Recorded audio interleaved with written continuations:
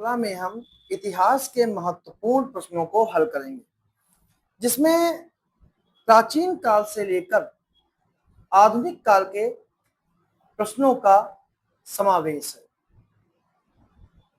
तो पहला हमारा प्रश्न है कि निम्नलिखित घटनाओं पर विचार करें और इन्हें सही कालक्रम के रूप में सजाएं। ऐसा प्रश्न है कि जलियांवाला बाग हत्याकांड, चौरी चौरा की घटना, रॉलेट एक्ट का पारित होना और चंपारण सत्याग्रह। तो इसी आधार पे आपको बताना है कि इनका सही क्रम क्या होगा। तो अगर सही क्रम की बात करें तो जलियांवाला हत्याकांड जो है वो 13 अप्रैल 1919 को हुआ। चौरी चौरा की घटना जो है वो 1922 में हुई। और अगर रॉलेट एक्ट के पारित होने की बात करें तो ये रॉलेट एक्ट जो पारित हुआ है ये हुआ है मार्च 1919 में, और जलियांवाला हत्याकांड जो है वो अप्रैल में हुआ है, 13 अप्रैल 1919 को। चंपारण की अगर बात करें तो चंपारण हुआ है 1917 में। तो इस प्रकार जो हमारा सही सुमेलन होगा वो आपका होगा 4, 3, 1, 2, और ए ऑप्शन इसका जो है वो सही है। ठीक है, अगला प्रश्न है निम्नलिखित में से कौन सी घटनाएं वर्ष 1921 में घटित नहीं हुई? लोकमान्य तिलक की मृत्यु, प्रिंस ऑफ वेल्स का भारत आगमन और विजयवाड़ा अधिवेशन। कूट के आधार पर चयनित करना है, 1 और 2, केवल 3, 2 और 3, या फिर केवल 1। तो जो इसका सही जो आंसर है वो आपका है डी ऑप्शन, केवल 1। क्योंकि लोकमान्य तिलक की मृत्यु जो है वो 1 अगस्त 1920 को हो गई थी, जबकि प्रिंस ऑफ वेल्स नवंबर 1921 में आए थे और विजयवाड़ा अधिवेशन मार्च 1921 में हुआ था। अगला प्रश्न है कि संगठन है उनके संस्थापक हैं कि धर्मसभा के संस्थापक कौन है, राधा स्वामी सत्संग के कौन है, देव समाज के कौन है और सेवा सदन के कौन है। तो यही आपको सूची को सुमेलित करना है। तो अगर हम बात करें धर्मसभा की तो धर्मसभा के संस्थापक जो हैं वो राधाकांत देव हैं और इसकी स्थापना इन्होंने 1830 में की थी। यह एक रूढ़िवादी संस्था थी जिसका गठन ब्रह्म समाज के सुधारों का विरोध, खासकर सती प्रथा के उन्मूलन के विरोध करने के लिए और हिंदू धर्म की रक्षा करने के लिए किया गया था। राधा स्वामी सत्संग की स्थापना जो है वो 1861 में आगरा के बैंकर तुलसी राम ने की थी और इन्हीं को शिव दयाल साहिब और स्वामी जी महाराज के नाम से जाना जाता है। देव समाज की स्थापना 1887 में शिव नारायण अग्निहोत्री ने लाहौर में की थी और यह संगठन ब्रह्म समाज से अलग होकर बना था। और सेवा सदन की स्थापना जो है बहराम जी एम मालाबारी ने की थी।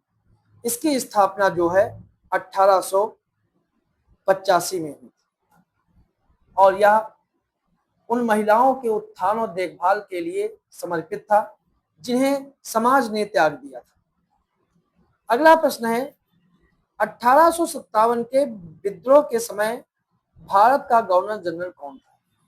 Lord Dalhousie, lord Canning, lord Lytton या फिर लॉर्ड रिपन।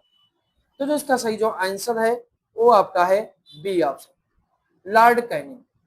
1857 के विद्रोह के दौरान लॉर्ड कैनिंग भारत का गवर्नर जनरल था और विद्रोह के बाद 1858 के अधिनियम के तहत उन्हें भारत का पहला वायसराय भी बनाया गया था। अगला प्रश्न है बटलर कमेटी का उद्देश्य क्या था? शिक्षा में सुधार करना, सेना का आधुनिकीकरण करना, भारत सरकार और देशी राज्यों के मध्य संबंधों को सुधारना, समाचार पत्रों पर सेंसर लगाना। और बटलर कमेटी जो है 1927 में गठित हुई थी। तो जो इसका सही जो आंसर है वो आपका है सी ऑप्शन।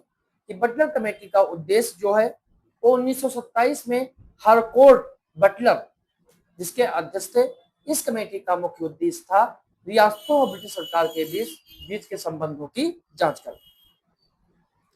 अगला प्रश्न है कि सूची 1 और सूची 2 को सुमेलित करना है। प्रश्न नंबर 6, आंदोलन और उनके वर्षों से संबंधित है कि तेभागा आंदोलन कब चला, चिराला चिराला पराला कब चला, और नाम मत कब चला, और आत्मसम्मान आंदोलन कब चला। ये नाम मत ये है ताना भगत, इसको सही कर सकते हैं, ये है ताना भगत। ठीक है, तो ताना भगत आंदोलन कब चला। तो अगर ताना भगत आंदोलन की बात करें तो 1914 से 1919 के बीच चला है। तेभागा आंदोलन की बात करें, तेभागा आंदोलन जो है 1946-47 के बीच चलाया गया। चिराला पिराला की बात करें तो चिराला पिराला जो आंदोलन था, चिराला पिराला जो आंदोलन था ये 1921 में चलाया गया। और आत्मसम्मान आंदोलन की बात करें तो ये 1925 में चलाया गया। तो इसका सही जो आंसर है वो आपका है ए ऑप्शन। अगर ताना भगत की बात करें, ताना भगत आंदोलन जो है वो वर्तमान में झारखंड और छोटा नागपुर पठार क्षेत्र में ये हुआ था और इसका नेतृत्व जित्रा भगत ने किया था। अगर बात करें चिराला पिराला की, तो चिराला पिराला 1921 में शुरू हुआ था और असहयोग आंदोलन के दौरान इसका प्रारंभ हुआ और यह मुख्य रूप से एक टैक्स विरोधी आंदोलन था और इसका क्षेत्र जो था आंध्र प्रदेश का गुंटूर जिला था और इसका नेतृत्व जो है दुग्गिराला गोपाल कृष्णैया ने किया था। अगर तेभागा आंदोलन की बात करें तो तेभागा आंदोलन 1946-47 में हुआ था और इसका नेतृत्व किसान सभा ने किया था और ये पश्चिम बंगाल में हुआ था। और आत्मसम्मान की बात करें तो यह 1925 में शुरू हुआ था और इसका नेतृत्व जो है एवी रामास्वामी नायकर ने किया था, जिनके अनुयायी इन्हें पेरियार कहते थे। और ये वर्तमान में तमिलनाडु यानी उस समय की मद्रास प्रेसिडेंसी के दौरान यह आंदोलन हुआ था। अगला प्रश्न है, निम्नलिखित में से ऐतिहासिक घटनाओं पर विचार कीजिए और इन्हें सही क्रम में सजाइए।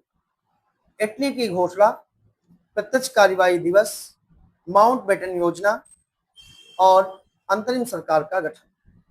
कूट के आधार पर चयनित करना है, 2-4-1-3, 4-2-3-1, 2-1-4-3 या 1-2-4-3। तो जो इसका सही जो आंसर है वो आपका है कि अगर देखा जाए तो इटली की घोषणा जो है, क्लीमेंट इटली की घोषणा जो है वो 20 फरवरी, ये जो है 20 फरवरी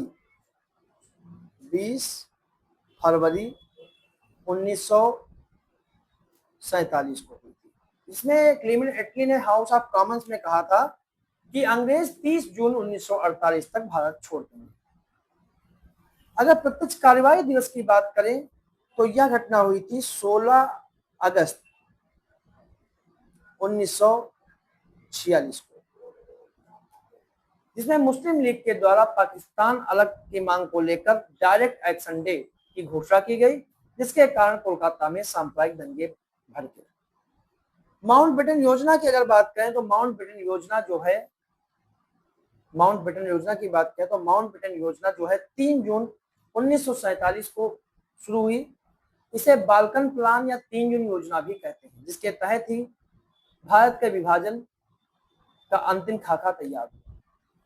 और अंतरिम सरकार की बात करें तो अंतिम सरकार का गठन जो है 2 सितंबर 1946 को हुआ, जिसके तहत जवाहर नेहरू के नेतृत्व में भारत की अंतरिम सरकार संभाला गया और अंतरिम सरकार के अध्यक्ष जो थे वो लॉर्ड वेवेल थे, उपाध्यक्ष जो थे वो जवाहरलाल नेहरू थे। तो सही आंसर हमारा जो है वो ए ऑप्शन। अगला प्रश्न है, किस स्थान पर आजाद हिंद फौज की स्थापना की गई? टोक्यो, रंगून, सिंगापुर या फिर बर्लिन। तो इसका सही जो आंसर है वो आपका है सी ऑप्शन, यानी कि सिंगापुर। आजाद हिंद फौज का विचार सबसे पहले कैप्टन मोहन सिंह के मन में आया, लेकिन 1943 में सिंगापुर में आजाद हिंद सरकार और सेना का पुनर्गठन किया गया। अगला प्रश्न है, सूची 1 और सूची 2 को सुमेलित करना है। समाचार पत्रिका और उसके संपादन का स्थान कहाँ है? कि स्वदेश, भारत बंधु, सत्यवादी और शक्ति। तो इसका कौन सा सही सुमेलन है? तो स्वदेश का जो संपादन स्थल है वो है गोरखपुर। गोरखपुर में इसका संपादन जो है दशरथ प्रसाद द्विवेदी ने किया था। फिर इसके बाद है भारत बंधु। भारत बंधु जो है वो हाथरस से निकलता है, ये हाथरस लिखा हुआ है, हाथरस से निकलता है, और इसका संपादन जो है बाबू तोताराम ने किया था। सत्यवादी जो है वो आगरा से निकलता था, और इसका संपादन जो है नेकराम शर्मा ने किया था। और शक्ति समाचार पत्र जो है ये अल्मोड़ा से निकलता था, और इसके संपादक जो है बद्री दत्त पांडे हैं।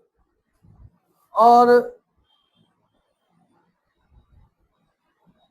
इन्होंने इस क्षेत्र में इस समाचार पत्र का उपयोग जो है कुली बेगार प्रथा के विरुद्ध आंदोलन के लिए एक समाचार पत्र का उन्होंने प्रयोग किया था। अगला प्रश्न है, भारतीय राष्ट्रीय कांग्रेस के किस अधिवेशन में पूर्ण स्वराज का प्रस्ताव पारित किया गया था?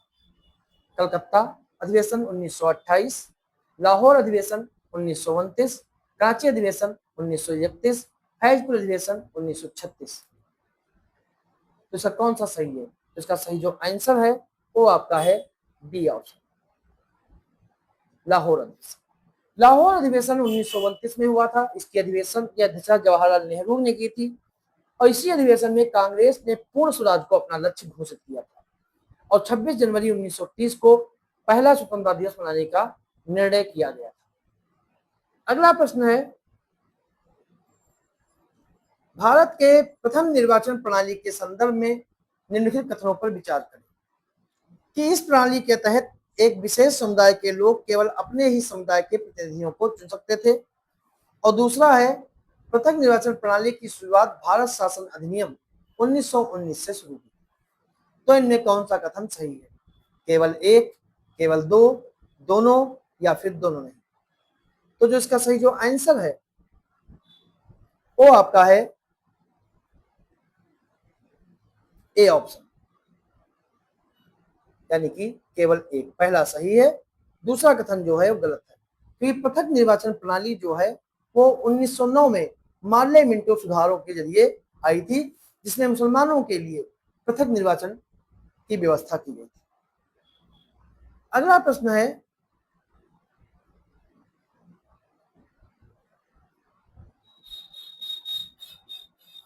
दो नवंबर 1929 को जारी दिल्ली घोषणा पत्र के संदर्भ में विचार करिए।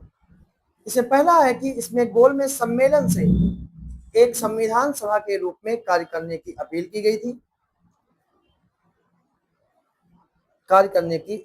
गई थी, और गोलमेज सम्मेलन में,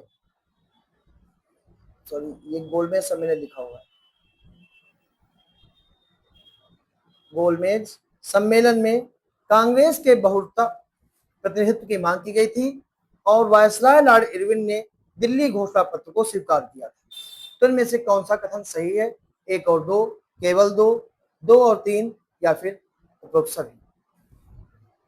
तो इसका सही जो आंसर है वो आपका है ए ऑप्शन, केवल एक और दो। पहला सही है और दूसरा सही है, तीसरा कथन जो है वो गलत है।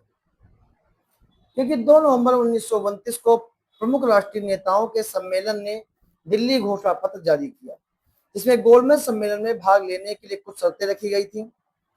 गोलमेज सम्मेलन का उद्देश्य यह निर्धारित करना नहीं होना चाहिए कि डोमिनियन स्टेट्स कब प्राप्त किया जाएगा, बल्कि डोमिनियन स्टेट्स के कार्यान्वयन के लिए एक संविधान तैयार करना और डोमिनियन स्टेट्स के मूल सिद्धांत को तुरंत स्वीकार किया जाना चाहिए।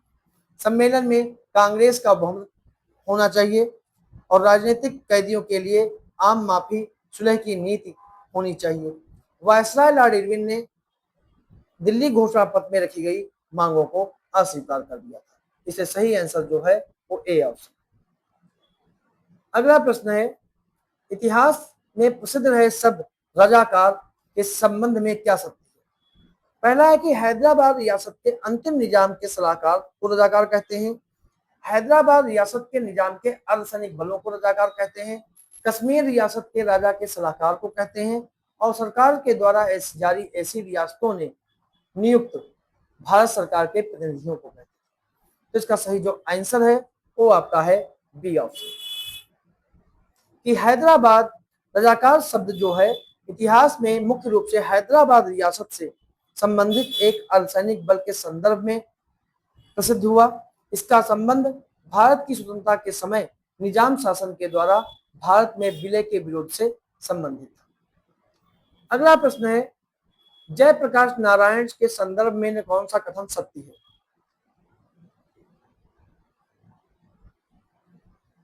सत्य है। पहला ऑप्शन है कि भारत छोड़ो आंदोलन में उन्होंने संपूर्ण क्रांति आंदोलन का नेतृत्व किया।